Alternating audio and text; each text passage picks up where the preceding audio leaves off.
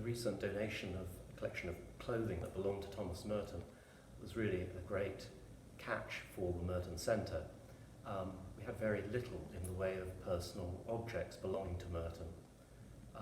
As an orphan, there was no one to keep things from his childhood. And then as a monk, personal objects weren't important. Thankfully, his papers were, and he gave those to us here at Bellarmine University. But we had very little in the way of personal objects.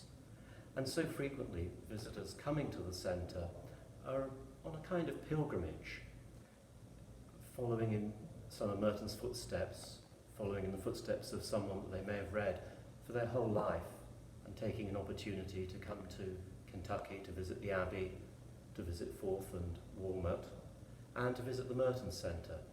And so it's good that they're able to touch base with artifacts that actually belong to Merton. And unlike all of his papers, they don't necessarily add a lot to Merton's scholarship.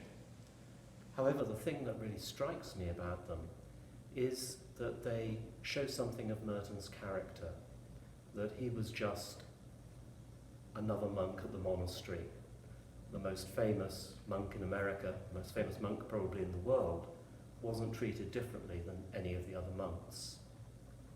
And we can see this with the clothing.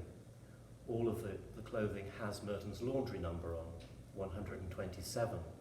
But frequently there's other numbers written there as well that have been crossed out.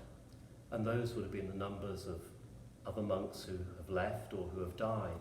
And then the clothing was handed on. And it was handed on to Merton the same as it was handed on to any other monk. And many of the items of clothing are very worn and not in great condition. And so I think it gives us an insight into Merton's humility, that being so famous really wasn't a concern for him.